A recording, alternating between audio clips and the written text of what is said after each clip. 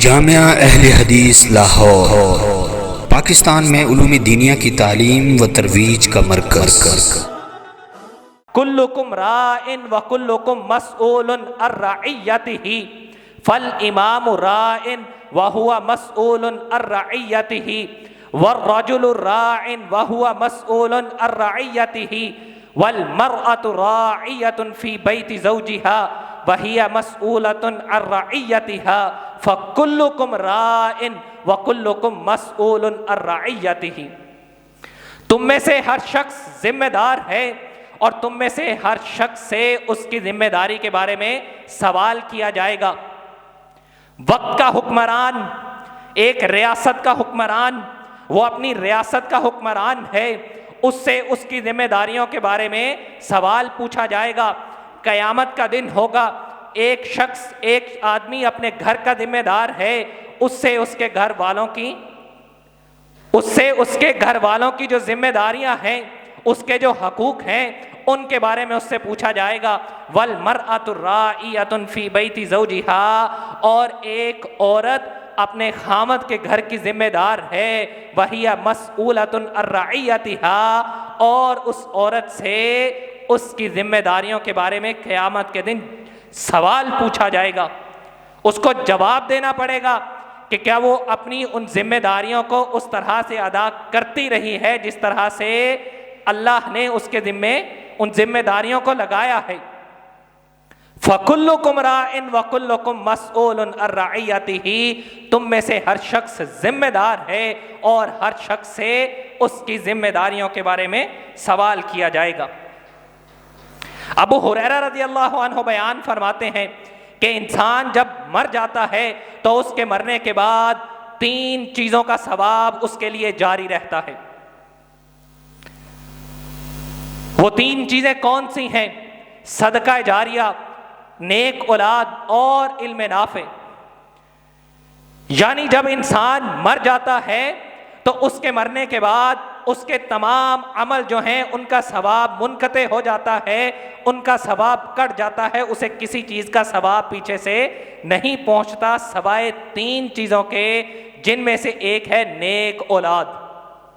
وہ نیک اولاد جو آپ یہاں پہ اس دنیا کے اندر چھوڑ کر جائیں گے اور وہ آپ کے جانے کے بعد آپ کے لیے دعا کرتی رہے گی۔ اب یہ ہماری ذمہ داری ہے کہ ہم نے اپنی اولادوں کی تربیت اس طرح سے کرنی ہے جس طرح سے اللہ رب العزت نے ہمارے ذمے لگایا ہے۔ ہم نے صرف انہیں روٹی، کپڑا اور مکان مہیا نہیں کرنا، بلکہ ان کی اخلاقی، دینی اور دنیاوی جو تربیت ہے ان کو اس معاشرے کے اندر ایک جو ہے وہ پر مقصد زندگی گزارنے کا جو فن ہے، یہ بھی والدین نے سکھانا ہے، یہ بھی والدین کی ذمہ داریوں میں سے ایک بنیادی ذمہ داری ہے۔ بخاری کی حدیث ہے کہ اللہ رب العزت جب اس دنیا کے اندر کسی شخص کے ذمے کوئی ذمہ داری لگاتے ہیں اور وہ اپنی اس ذمہ داری کو اس طرح سے ادا نہیں کرتا جس طرح سے اس ذمہ داری کو ادا کرنے کا حق ہے، تو اللہ رب العزت اس کے اوپر جنت کو حرام کر دیں گے۔ میں نے ابھی آپ کے سامنے ذکر کیا تھا کہ یہاں پہ 2 رستے ہیں، ایک وہ رستہ جو آپ کو جنت کی طرف لے کے جائے گا اور ایک وہ رستہ جو آپ کو جہنم کی طرف لے کے جائے گا۔ ہماری زندگی کا مقصد کیا ہے؟ زندگی کا صرف ایک مقصد ہے، اللہ رب العزت کی عبادت کر کے اللہ رب العزت کو راضی کرنا۔ اب جنت کی طرف کون سا رستہ لے کے جاتا ہے؟ وہ رستہ جس میں ہم اللہ کی اطاعت کرتے ہیں اور رسول اللہ صلی اللہ علیہ وآلہ وسلم کے بتلائے ہوئے طریقوں کے مطابق اپنی زندگی کو بسر کرتے ہیں۔ رسول اللہ صلی اللہ علیہ وآلہ وسلم کا فرمان ہے، ما من مولود الا یولد علی الفطرہ فَأَبَوَاهُ يُحَوِّدَانِهِ وَيُمَجِّسَانِهِ وَيُنَصِّرَانِهِ، جب ایک بچہ پیدا ہوتا ہے تو وہ فطرت کے اوپر پیدا ہوتا ہے۔ جب ایک بچہ اس دنیا میں آتا ہے تو اس کا مذہب اس وقت اسلام ہوتا ہے، اور اس کے بعد اس کے والدین ہیں جو اس کو یہودی بناتے ہیں، جو اس کو عیسائی بناتے ہیں اور اس کو مجوسی بناتے ہیں۔ میرے بھائیوں، یہ والدین کی ذمہ داریوں میں سے ایک ذمہ داری ہے کہ وہ اپنے بچے کو کس رستے کے اوپر لے کے جاتے ہیں، وہ رستہ جو اسے جنت کی طرف لے کے جائے گا یا پھر وہ رستہ جو اسے جہنم کی طرف لے کے جائے گا۔ یہ والدین کی ذمہ داری ہے کہ وہ اپنی اولاد کی تربیت اس طرح سے کریں کہ ان کی اولاد ان کے مرنے کے بعد ان کی بخشش کے لیے دعائیں کرتی رہے، ان کی اولاد ان کے مرنے کے بعد اس رستے کے اوپر نہ چلنا شروع کر دے جو انہیں جہنم کی طرف لے کے جائے گا۔ ہمیں اللہ رب العزت نے بے شمار نعمتوں سے نوازا ہے۔ آپ اس دنیا کے اندر غور کیجئے، اس دنیا کی تمام چیزیں کسی نہ کسی طرح بلا واسطہ یا بالواسطہ انسان کے ارد گرد گھومتی ہیں، انسان کی خدمت کرنے میں مصروف ہیں، اور ان تمام کی تمام چیزوں کی اللہ نے ذمہ داری کیا لگائی ہے؟ انسان کی خدمت کرنا، انسان کو فائدہ پہنچانا، اور انسان کے علاوہ اس دنیا کی تمام مخلوقات اپنی ذمہ داریوں کو پورا کر رہی ہیں، لیکن واحد ایک انسان ہے جو اپنی ذمہ داریوں کو اس طرح سے ادا نہیں کر رہا جس طرح سے اللہ نے سکھلایا، میرے اور آپ کے آقا دو جہاں نے ہمیں سکھلایا ہے۔ ہم میں سے ہر شخص کو اپنے اپنے گریبان کے اندر جھانک کر دیکھنا چاہیے، کیا ہم لوگ اپنی زندگیاں اس طرح سے گزار رہے ہیں؟ کیا ہم لوگ اپنی اولاد کی تربیت اس نہج پہ کر رہے ہیں جو قرآن و سنت کے مطابق ہے؟ ہم میں سے ہر شخص کو اپنا اپنا محاسبہ کرنا چاہیے، ہر شخص کو اپنے گریبان کے اندر جھانکنا چاہیے، ہر شخص کو اپنے ضمیر کو گواہ بنا کے جو ہے وہ اپنا محاسبہ کرنا چاہیے کہ کیا ہم اپنی ذمہ داریوں کو ادا کر رہے ہیں؟ کیا کہیں پہ ہم اپنی ذمہ داریوں سے روگردانی تو نہیں کر رہے؟ کیا ہم اپنی ذمہ داریوں سے جو ہے وہ بھاگ تو نہیں رہے؟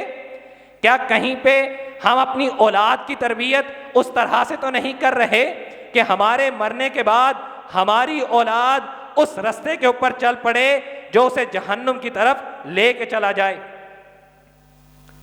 یہ جو مختصر سی تمہید میں نے آپ کے سامنے باندھی ہے، مقصد صرف آپ کو یہ سمجھانا ہے کہ آپ نے اپنی اولاد کی تربیت قرآن و سنت کی روشنی میں کس طرح سے کرنی ہے۔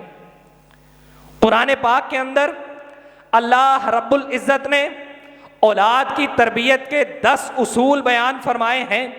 سورہ لقمان اٹھا کے دیکھیے، حضرت لقمان حکیم جو ہیں وہ اپنے بیٹے کو نصیحت کرتے ہوئے کہتے ہیں، اللہ رب العزت نے لقمان حکیم کے الفاظ کو قرآن پاک کے اندر اس طرح سے بیان فرمایا، یا بنیا لا تشرک باللہ ان الشرک لظلم عظیم۔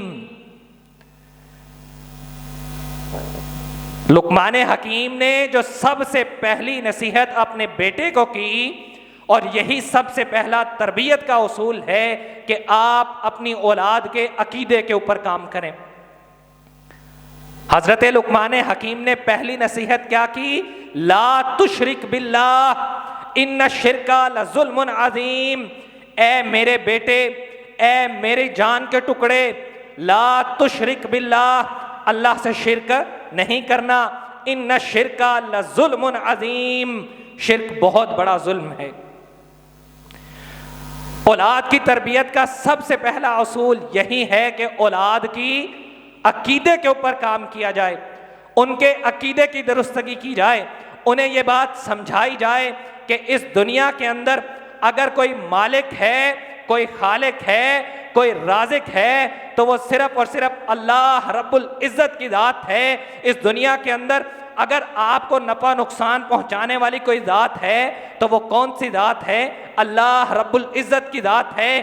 اگر اس دنیا کے اندر کوئی داتا ہے، کوئی حاجت روا ہے، کوئی مشکل کشا ہے، اگر آپ کو اس دنیا کے اندر کوئی مصیبت آ جائے تو اس مصیبت کے اوپر مدد اللہ رب العزت کی ذات سے طلب کرنی ہے۔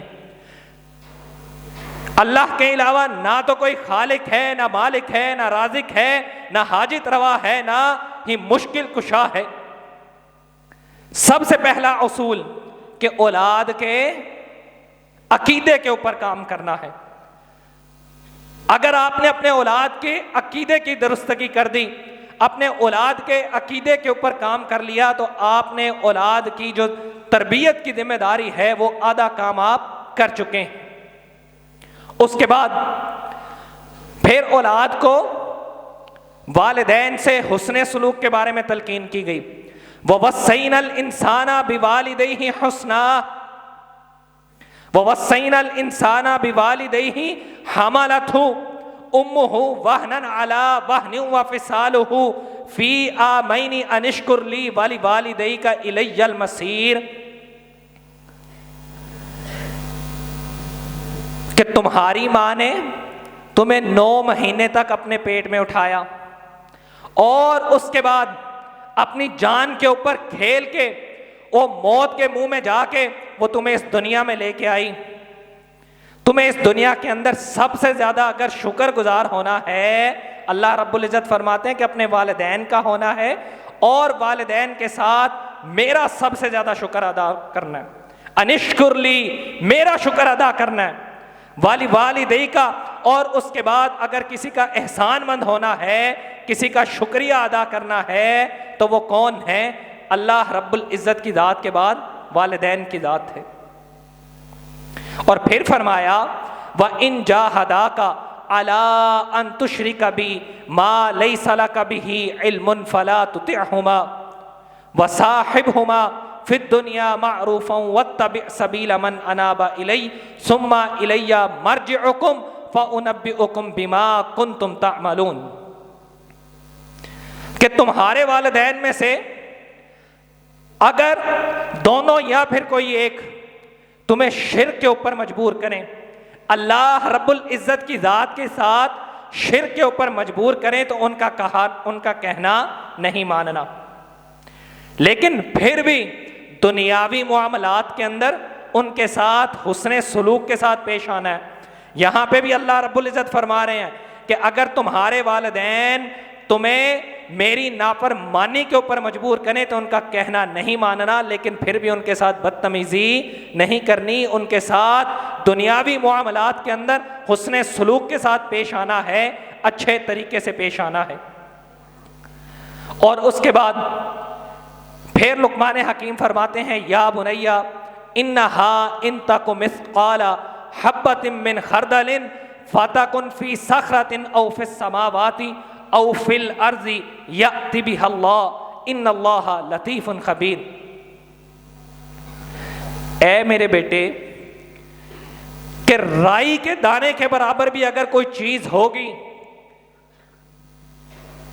چاہے وہ کسی پتھر کے اندر ہو یا پھر آسمانوں پہ ہو یا زمین کی 7 تہوں کے اندر چھپی ہو، اللہ رب العزت اس کو ضرور نکال کے لائیں گے۔ ان اللہ لطیف خبیر، اللہ رب العزت کی ذات بہت زیادہ خبردار ہے، سب سے زیادہ خبردار ہے، ہر چیز کے بارے میں اللہ رب العزت کو علم ہے۔ اس آیت کا کیا مطلب ہے؟ کہ اپنے بچوں کو یہ سمجھانا ہے کہ بیٹا اس دنیا کے اندر اگر تم لوگ کوئی چھوٹی سے چھوٹی نیکی بھی کرو گے تو وہ اللہ کی نظروں سے پوشیدہ نہیں رہ سکتی، اور اگر تم لوگ اس زمین کی 7 تہوں کے اندر جا کر یا پھر کسی پتھر کے اندر چھپ کے یا کسی تہخانے کے اندر چھپ کے اگر کوئی گناہ کرو گے، چھوٹا سے چھوٹا گناہ بھی کرو گے، تو وہ بھی اللہ کی نظروں سے پوشیدہ نہیں رہ سکتا۔ قیامت کا دن ہوگا، تمہارے ہر عمل کا اجر اور ہر جو ہے وہ برائی کا بدلہ تمہیں دیا جائے گا۔ اللہ رب العزت چھوٹی سے چھوٹی چیز کو بھی نکال کے باہر لے آئیں گے، تمہارے سامنے لے آئیں گے۔ یہ چیز اولادوں کو سمجھانے والی ہے کہ چھوٹا سے چھوٹا گناہ بھی اللہ کی نظروں سے پوشیدہ نہیں ہے، اور چھوٹا سے چھوٹا نیکی کا عمل اگر ہم اس دنیا کے اندر کریں گے، اللہ رب العزت کی ذات اسے ضائع نہیں کریں گی، اور اللہ رب العزت جو ہے ہمیں اس کا بدلہ اور اجر ضرور عطا فرمائیں گے۔ اس کے بعد پھر لقمان حکیم کیا کہتے ہیں؟ یا بنیا اقم الصلاۃ، نماز کو قائم کرنا ہے، وأمر بالمعروف، نیکی کا حکم دینا ہے، ونہا عن المنکر، اور برائی سے روکنا ہے، واصبر علی ما اصابک، اور اگر اس دنیا کے اندر کوئی مصیبت آ جائے، کوئی پریشانی آ جائے تو اس کے اوپر صبر کا مظاہرہ کرنا ہے۔ یا بنی اقم الصلاۃ، نماز کو قائم کرنا ہے۔ اب یہاں پہ نماز کو قائم کرنے سے کیا مراد ہے؟ نماز پڑھنے کا حکم کہیں نہیں دیا گیا کہ آپ فجر پڑھیں، ظہر پڑھیں۔ قرآن پاک کے اندر اور احادیث کو اٹھا کے دیکھیے، جہاں پہ بھی اللہ رب العزت نے یہ کہا ہے کہ نماز پڑھو، نماز پڑھنے کا حکم نہیں دیا گیا، نماز کو قائم کرنے کا حکم دیا گیا ہے۔ اقیم الصلاۃ، نماز کو قائم کرنا ہے، اور قائم کرنے سے مراد یہ نہیں کہ فجر پڑھ لی، ظہر چھوڑ دی، عصر پڑھ لی، مغرب چھوڑ دی، یا پھر عشاء چھوڑ دی۔ قائم کرنے سے مراد یہ ہے کہ یہاں پہ مؤذن جو ہے وہ اللہ اکبر کی جو ہے وہ صدا مسجد کے اندر بلند کرے۔ آپ نے اپنے بچوں کی تربیت اس نہج پہ کرنی ہے، انہیں یہ چیز سکھلانی ہے، یہاں پہ اللہ اکبر کی صدا بلند ہو، اور یہاں آپ اپنے تمام کے تمام دنیاوی معاملات کو چھوڑ کے مسجد کا رخ جو ہے وہ اختیار کر لیں۔ مسجد